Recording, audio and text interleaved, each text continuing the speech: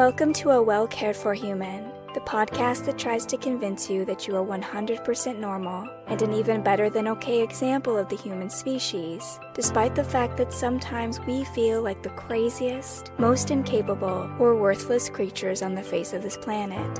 I'm Kory, an author, a creative, and the host of the show.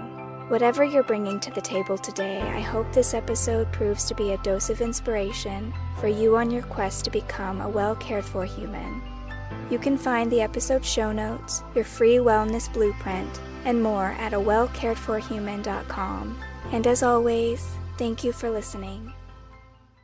Hello humans, it's your host Kory, and today we're going to talk about suffering. And first of all, I want to be clear up front that I'm not talking about the kind of suffering with a capital S, nothing like war or famine or enslavement or being tortured across enemy lines as a prisoner, nothing like that. I'm talking about the kind of suffering that anyone can encounter just by being alive, without any extenuating circumstances like a catastrophe needed. Because there's a very basic Buddhist precept, which is to say that to be alive is to suffer, which is very cheerful, I know. But we're going to actually look at some of the benefits of suffering today as well, so stay with me. But whenever I'm in physical pain, I'm suffering. When I'm struggling with my mental health, when it's not at its best, I'm suffering. When I'm grieving or I'm worried about money, that's suffering. If I'm dealing with the residual effects of my abuse or trauma, whenever I get into a fight with a friend, if I'm feeling lonely, these are all forms of suffering, and they're very basic human forms of suffering. Everyone has gone through feelings like this, situations like this. For me, a lot of my suffering comes from not feeling like I'm doing enough. I might be really hard on myself, like, why haven't I achieved this yet? Why haven't I conquered the world yet? Why haven't I realized all of my dreams yet? So that's also a very human expression of suffering. I'm also prone to existential angst. Whenever I'm being very dramatic, I might lie around asking myself really big questions about what does it all mean? Why are we here? How did this happen? Why does this even exist? What's going on? Why are humans so amazing sometimes and so terrible other times? I just become sort of consumed by the mysteries of life and the overwhelming burden of ennui. But my point is that everyone encounters suffering. It doesn't matter how great or difficult your life is, there is suffering embedded in it. And I want to offer a bit of perspective on that suffering and maybe even provide you with a new way of looking at it, which will hopefully help you to alleviate the burden of your suffering. First of all, I want to remind you that suffering is normal. I always feel like when I'm suffering, it must mean that I've done something wrong, or for a long time I felt like I was being punished. Maybe I was a bad person, like this kind of stuff doesn't happen to good people. And so there might be a lot of stories going on in your head about your suffering and why you're suffering. One of the things I tell myself sometimes is I'm suffering because it's my own fault. I made bad decisions, or maybe I'm too stupid to solve my own problems. These are all very negative self-talk responses to suffering, and it compounds the suffering and makes it worse. None of it is true. So you didn't do anything wrong, and there's no reason why you're suffering, as in there's no punishment that's being handed down to you. It's simply just something that comes with the experience of living. And so try to remove any blame or shame that you might have around your suffering, first and foremost. Secondly, you could think of your suffering as energy. And this is useful because it frames suffering as a very temporary experience, something that's temporary in nature. It reminds us that suffering is not constant. It might feel constant, or it might feel like it's been going on forever. But if you have any kind of attention span, like I do, you might actually forget that you're miserable for a few minutes, or even a whole hour, or even a day or two when you're at your worst. So it's not constant in the sense that it's every minute, every day, forever and ever. Even when I was at my most depressed, I would go to sleep and I would wake up, and there would be a few minutes in the morning before I kind of fully came to my senses where I wasn't feeling that depression, or I wasn't feeling that misery. So think of that as the true radar of suffering, in the sense that it's not constant, it's just energy. And if we think of suffering as energy, then we can stop doing the things that obstruct that energy, that keep it stuck in our bodies or our minds and our lives, and then we can start doing other things, transformative practices that will help that energy move through us to pass right through our minds or our bodies or experiences and right out of our lives.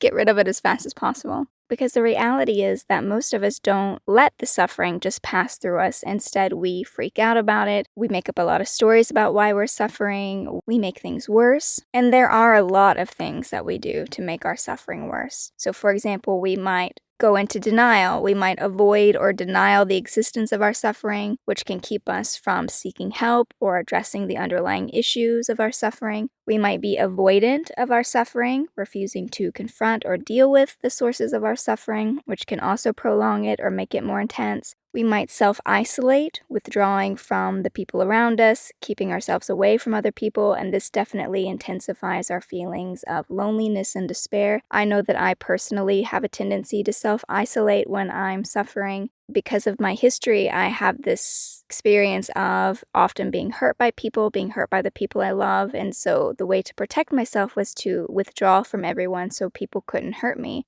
But that's not really processing the energy of suffering, because what makes suffering less difficult is that feeling of connection, that feeling of being supported. And so it was counterproductive to my actual true need, which was connection. I've definitely fallen back on substance abuse, so using drugs or alcohol in the past to numb my emotional pain. So any kind of addiction cycle, that will definitely worsen the physical and mental burden of suffering. I've also relied on self-harm in the past, so engaging in self-destructive behaviors such as cutting myself. That was actually escalating my suffering, but at the time it was me telling myself that actually I was reconnecting with my body, I was trying to fight against the numbness, that kind of thing, but that was actually, again, escalating the suffering rather than resolving it. So as I mentioned earlier in the episode, we have a tendency to blame ourselves for our suffering. We have a tendency to tell ourselves that it's all our fault. Either we're making bad choices or we're doing something wrong or we deserve it, which is definitely not healthy and it's not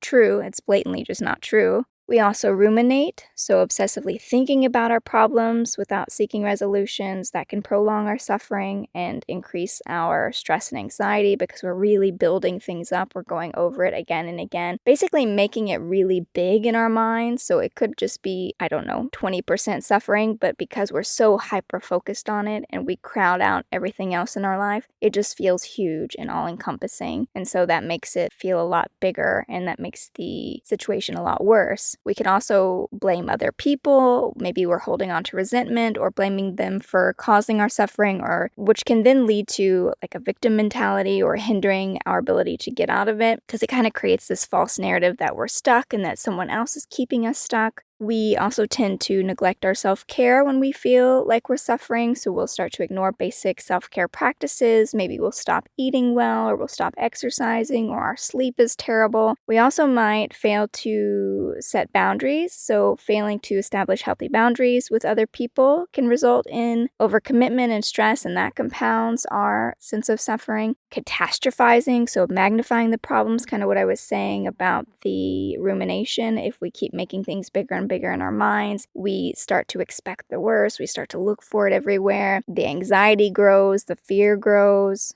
Other things that I tend to do when I'm suffering that makes my suffering worse that I'm especially guilty of are overworking and perfectionism, which I have episodes on both. But overworking is focusing excessively on my work, in one sense to distract myself from my suffering, but also it makes it worse. Now I'm like tumbling toward burnout. I'm neglecting other aspects of my life. I feel like everything is always about work. I'm getting really stressed out. There's a lot of stress that gets held in my body.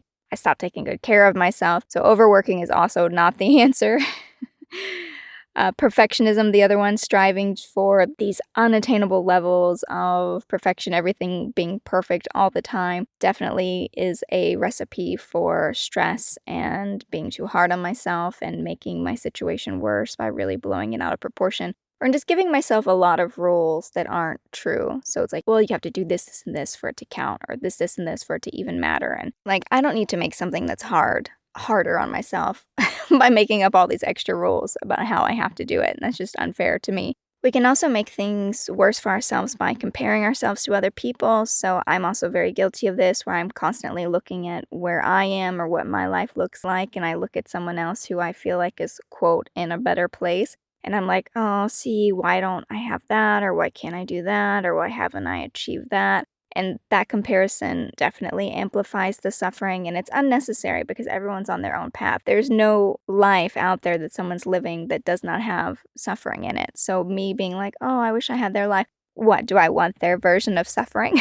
Because they're also suffering. So why would I want to trade this for that? So basically, if we can avoid doing any or all of these things that make suffering worse, and not everyone does all of them. I try to have a pretty big range of different kinds of tactics, but you'll know which ones it is that you're prone to doing. Like maybe you're an overworking perfectionist, for example, or maybe you drink a little too much on the evenings when you've had a bad day, whatever it is. But if we can refrain from doing these things that make it worse, that will leave us more space to kind of correct the suffering itself. Because it's much more likely that the suffering will pass more quickly, it won't get stuck, either stuck in our heads, stuck in our minds, creating more negative self-talk, or stuck in our bodies, having a lot of tension in our bodies, feeling really sick to our stomach. I think I've mentioned before, I have a lot of digestive issues when I'm too stressed, when I have too much going on, like I feel sick to my stomach. But let's say that you do manage to refrain from making it worse. That still leaves you with the terribleness of the suffering itself, the initial suffering. And there's a reason why we consider suffering to be so awful. It sucks. It sucks to suffer. And so that's why we try to do all those things I just mentioned in order to get away from it. It's because it's not great. It's terrible. We don't like it. We don't want to be near it. We don't want to experience it. And it doesn't matter that those other tactics make it worse. We're just willing to do anything we can to escape those terrible feelings. And so I better give you some pretty good reasons to stick with the suffering. Right? Because if I don't give you any reasons to stick it out, you're like, Kory, no, I want to escape. I don't want to surrender. I don't care what you're telling me. I want to get the heck out of here.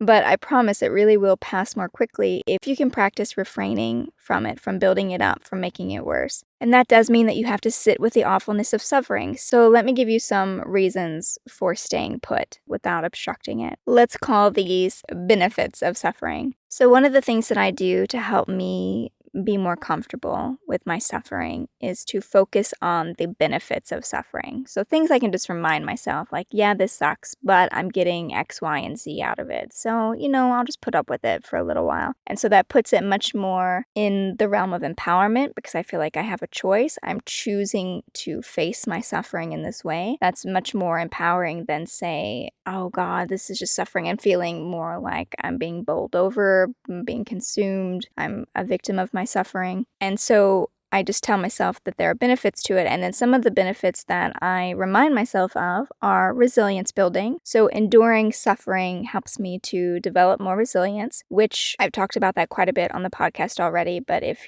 maybe this is the very first episode you're ever listening to, if so, welcome. Thank you for joining us. But it's the ability to bounce back from difficult situations. So resilience is what makes you indestructible. And so resilience teaches us how to be adaptable, how to persevere in the face of challenges. And it's exactly situations like this where you're suffering that builds that resilience. So if I'm suffering, I can just be like, this is not comfortable, but you know what? It's making me more resilient. It's making me tougher for next time. And so I feel a little bit more confident, a little bit more capable of temporarily dealing with this suffering. I might also tell myself that this is an opportunity for character development. But, at this point, there's definitely moments where I feel like I don't want to build any more to my character. I feel like my character is fully formed. But I will try to tell myself, oh, this is great for character development, because suffering often requires that we confront difficult emotions, that we become braver, that we get to know parts of ourselves that we weren't aware of before. It requires a bit of self-reflection, a bit of self-awareness, and these are all ingredients for personal growth. That's something that I can focus on instead of and be like, well, again, suffering is not comfortable, but here's a benefit of it. And then one that I've really been focusing on lately is empathy and compassion. So I feel like we can never have enough empathy and compassion in the world. This is just my personal opinion. Absolutely feel free to disagree with me. But I feel like there is a lack of empathy and compassion in the world where we don't feel for other people's suffering. We don't feel empathetic and compassionate towards the suffering of others, to what they're going through. And, I've told you that story about my mom and what had happened to her, and many people did feel very compassionate to her, but there were other people who were like, oh, here's just another white trash person. That was obviously very devastating to read, but at the same time, it just really drove home for me this idea that not everybody is sympathetic to the suffering of other people. And so I don't want to be that kind of person. I don't want to be closed off and closed-hearted like my dad. So my dad, again, narcissistic personality disorder. And so he lives his life in a very small little bubble without extending empathy or compassion towards others. It's like a self-protective mechanism. And so I don't want to be like that. I don't want to be close-hearted. I think all of my power and my strength lies in my big heart. And so when I'm suffering, that is a prime opportunity to develop more empathy and compassion, because I can reach out and think about other people who are dealing with what I'm dealing with, because we're never suffering alone. Whatever it is that you're dealing with that's suffering. Maybe you got a divorce, or someone that you love died, or maybe you're really sick and you're really mad at your body right now because you can't do the things you love and you can't move the way you want and you don't know what your future looks like. Whatever it is, whatever the source of your suffering is, it's terrible, but it's not unique. Like, there is someone out there dealing with exactly what you're dealing with, no matter how strange or uncommon you think it might be. And so you can always take that moment and be like, there's someone out there who feels exactly how I feel right now, and I just hope that they have a great day, or I hope that their pain is not as bad as mine today. And so there's this opportunity to really develop this connection to other people and to this human experience. And so I try to remind myself of that whenever I encounter suffering. I'm like, this is the stuff that will keep my heart open, that will keep me strong, that will keep me loving in nature rather than closed-hearted and cold. I also allow suffering to help me prioritize my values. And so what I mean by that is suffering can prompt us to really think about what matters, to focus on what is really important to us. And it kind of clarifies for me maybe my greater sense of purpose or my direction in life, things that I don't want to waste time on. I don't know, suffering just kind of makes you have laser focus. At least that's been my experience. Maybe that's not true for you. But for me, suffering makes me really think about what's important. And so I can see it as an opportunity, or even as an invitation to look at the things that matter to me and maybe prioritize my time, reprioritize my resources. It's also an invitation to practice problem solving. So suffering usually has some kind of cause or situation. It's either a complex challenge that requires a lot of different sort of skills, or it's a more simple challenge. But whatever it is, it allows me to think about how I'm going to solve that source of suffering. Not all suffering is fixable. I don't want to give you false hope. Not all suffering is fixable, but sometimes, suffering is something that can directly be addressed. So for example, if you are in a really toxic work environment, you can start making a plan for how you're going to get out of there, because obviously it's not good for you and it's causing you a lot of suffering and misery. So what are you going to do to get out? Like, you need to get out. Sometimes our suffering is a cue that something needs to change, that we need to do something. Also, our suffering can lead to really amazing bonds, and I'm not talking about toxic trauma bonds. I want to be clear on that. I'm not talking about toxic trauma bonds, but sometimes when other people have had shared experiences, we can foster deeper connections between people. We can form support networks. We can find strength in other people, in our bonds with other people during difficult times. And so, for example, if I'm really suffering and then I have a sit down, I have a little tete-a-tete, like a chat with my wife, and I'm like, oh, I'm really struggling with this right now. Or with one of my friends, I'm like, oh my God, this is really like kicking my ass right now. I just can't get out from underneath it. That's a chance for them to be very loving and compassionate and supportive toward me, and that deepens our relationship. So your suffering also, again, opens this doorway for connection to other people. When we're vulnerable with people, when we confess how we feel or how we're struggling, that is an invitation to deepen those connections that will make us feel safer and stronger and more loved. Suffering can also be a catalyst for personal growth and for self-improvement. I mean, I definitely was very motivated to change my life because I was suffering, because I was so traumatized and broken down by my difficult family circumstances growing up. I mean, you can't be raised by addicts, rapists, murderers, and not have issues, right? So I was really suffering. I was having a really hard time, and it was because I was in so much pain that I was so serious about turning my life around, about making things better and building an entirely different life for myself. And so suffering can be very motivational. It can drive us to get help, to seek therapy or counseling. It can drive us to make different choices, to seek radical solutions to our difficult situations. And so sometimes suffering is the catalyst we need to get out of something really terrible.